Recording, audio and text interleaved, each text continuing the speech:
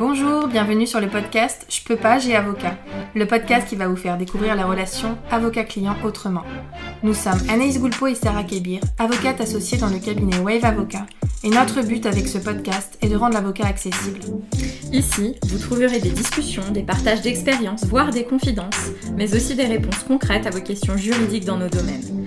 Grâce à un langage adapté, des réponses claires et de la bonne humeur, nous espérons pouvoir répondre à vos questions et inquiétudes et peut-être vous donner une nouvelle vision de l'avocat.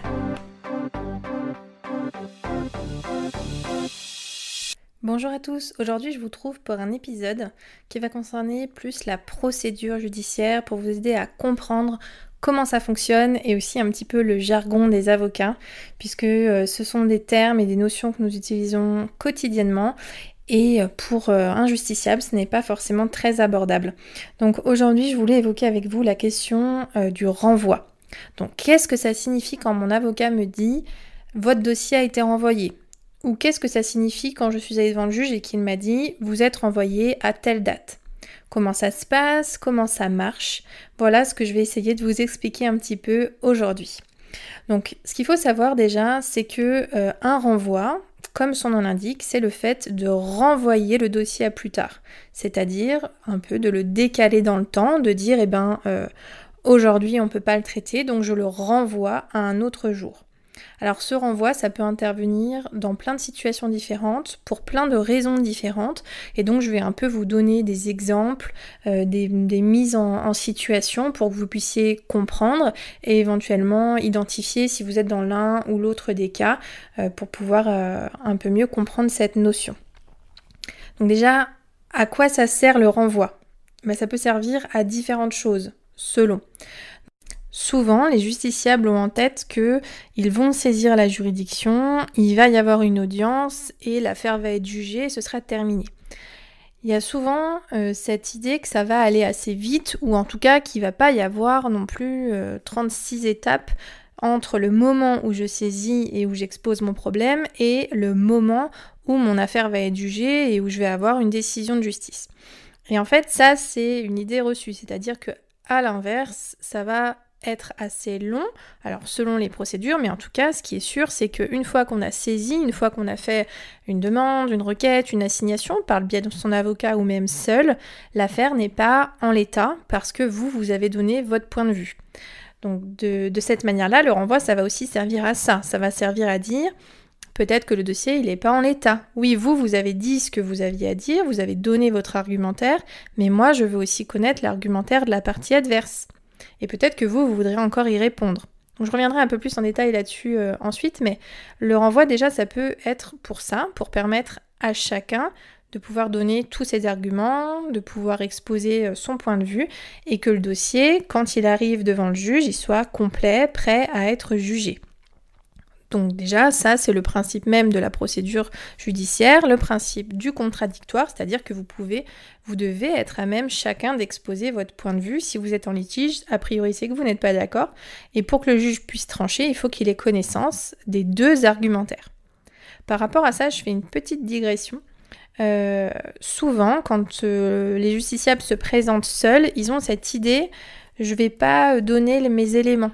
Je vais arriver devant le juge, je vais lui donner au juge, mais je veux pas que l'autre il ait mes éléments. Vous voyez, c'est cette idée un peu de stratégie, etc. Alors ce qu'il faut savoir, c'est que ça, c'est pas du tout valable. C'est-à-dire que ça arrive très souvent que des justiciables arrivent devant un juge, donnent leurs éléments, par exemple s'ils sont seuls, là je parle sans avocat, et que le juge dise mais est-ce que votre adversaire a eu connaissance de ces éléments ? Et la personne répond ah bah non.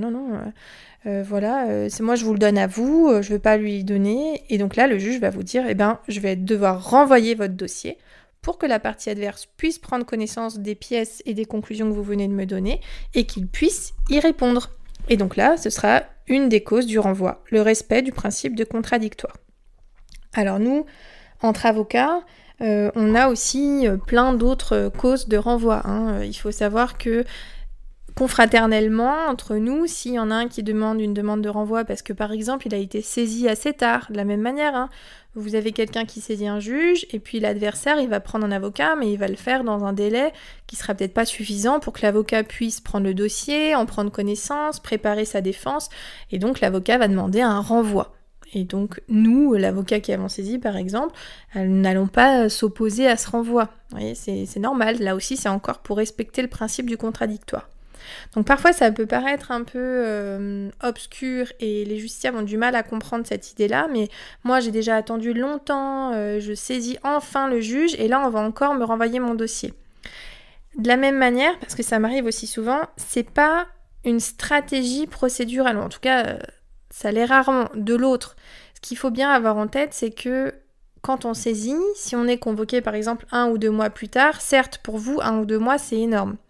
Mais pour nous, avocats qui avons tout un tas de dossiers, on n'a pas forcément le temps de recevoir la personne, d'étudier le dossier et éventuellement de répondre à votre argumentaire. Déjà, peut-être qu'on n'a pas toutes les pièces, peut-être que entre-temps, on a eu tout un tas d'urgences. Donc, très souvent, notamment lors de la première audience, il y a un renvoi pour déjà aussi fixer des délais, et puis pour que l'autre puisse se manifester auprès du juge et répondre. Donc, sachez que c'est très fréquent qu'il y ait un renvoi au début d'une affaire, notamment quand c'est une procédure orale, je parlerai ensuite de la procédure écrite, mais dans des procédures type litige entre voisins, des procédures type il devait me faire ça et puis en fait il l'a pas fait et vous avez saisi le juge, locataire, bailleur, enfin voilà, tout un tas de choses. Quand on arrive devant le juge pour une audience, c'est très fréquent que ce juge dise qu'il y a un renvoi parce que l'autre n'a pas eu le temps de prendre connaissance du dossier ou parce que l'autre veut répondre aux conclusions. Donc ne voyez pas ça comme un affront ou quelque chose qui sort de l'ordinaire. Nous, dans notre quotidien, les renvois sont très fréquents. Le renvoi, ça peut aussi permettre de dire au juge, alors là, on est en train de négocier par exemple. Parfois, on a saisi le juge parce qu'on n'arrivait pas à se mettre d'accord, puis finalement, une fois que les avocats ont échangé, une fois qu'il y a une prise de connaissance des éléments, de l'ensemble des éléments du dossier, on peut décider de discuter, d'essayer de trouver une solution, un accord amiable. Et dans ces cas-là, les délais judiciaires, à l'inverse, peut-être seraient trop rapides. Ils ne nous permettraient pas de nous mettre d'accord, ou en tout cas d'explorer cette piste-là. Donc l'une des possibilités, c'est de demander un renvoi pour avoir un peu de temps, pour négocier. Il y a d'autres possibilités procédurales, mais c'en est une. Donc voilà, là vu qu'aujourd'hui je parle du renvoi, je vais vous aborder uniquement cette possibilité-là. Après, il peut y avoir un renvoi pour des choses beaucoup plus basiques, type un confrère malade, type un problème de santé particulier du client ou un problème pour avoir obtenu telle ou telle pièce. Voilà, ça peut être très basique, comme si vous aviez une impossibilité à un moment, et bien on peut demander à renvoyer le dossier. Voilà, donc de la même manière, il ne faut pas être surpris si ça arrive un jour, c'est pas non plus forcément une tactique de l'autre, voilà, c'est tout simplement qu'on a tous des impératifs et que ça peut arriver. Finalement, les renvois, c'est un peu ce qui va rythmer la vie du dossier. Ça va permettre à chaque fois de fixer une nouvelle date. Donc dans les procédures orales, on va arriver par exemple, procédure orale, ça signifie une procédure où les arguments peuvent être donnés à l'oral et on n'a pas besoin forcément de faire des écrits, ce qu'on appelle nous des conclusions. Ça c'est pareil, on fera un podcast à ce sujet-là pour que vous compreniez ce que c'est que les conclusions concrètement. Mais dans des procédures comme ça orales, ce sont des procédures déjà où parfois l'avocat n'est pas obligatoire et ce sont des procédures où on va avoir des audiences qui sont mises et par exemple, donc comme je vous le disais tout à l'heure, la première audience, le juge va renvoyer le dossier. Alors dans des procédures orales, on peut avoir ce qu'on appelle des calendriers de procédure, c'est-à-dire que le juge va dire vous devez répondre à l'argumentation à telle date, l'autre doit répondre à votre argumentation à telle date et il fixe un peu un timing. Mais finalement, à chaque fois le dossier il va de timing à timing et on a toute cette notion de dossier qui est renvoyé. Donc ça c'est tout à fait normal. Après de manière beaucoup plus encadrée, on va dire, il y a ce qu'on appelle la procédure écrite. La procédure écrite devant un juge, ça veut dire qu'on ne peut donner notre argumentation devant le juge que de manière écrite. On ne peut pas en faire état, par exemple, dans une plaidoirie à l'oral sans jamais en avoir parlé à l'écrit. Donc ça, c'est une procédure écrite. Il se trouve que dans les procédures écrites, on a un juge qu'on appelle le juge de la mise en état, et c'est le juge qui va s'occuper de timer un peu comme ça la procédure. Donc concrètement, comment ça se passe ? Vous avez besoin de saisir le juge pour faire valoir votre position. Ou vous avez besoin de saisir le juge, vous êtes par exemple, je sais pas, dans une procédure de liquidation de régime matrimonial, ou vous êtes dans une procédure d'époux qui allait divorcer, etc. Bien que la procédure de divorce soit un peu particulière, mais quand on saisit ce juge, il va nous fixer, il va prendre le dossier, le confier à l'un des juges, lui donner un numéro, qu'on appelle un numéro de RG, et il va nous convoquer à une première audience, une audience de mise en état. À cette audience de mise en état, chaque avocat va faire des instructions et va dire, moi j'ai par exemple fait une assignation, c'est moi qui ai saisi le juge, et l'autre il va dire, moi je vais répondre, ou moi je demande un délai pour telle chose, et donc à cette audience il va y avoir des renvois. On fait des demandes de renvoi. J'ai conclu, donc je demande de renvoyer pour les conclusions adverses. Un renvoi. Un tel a conclu et donc je veux y répondre. Je demande un renvoi. C'était cette notion de timing que je vous disais. Donc de la même manière, si votre avocat vous dit il y a une audience de mise en état, donc là déjà, vous comprendrez un peu mieux. Qu'est-ce que ça signifie les audiences de mise en état ? C'est pas des audiences où on se rend sur place, ce sont des audiences qui sont virtuelles.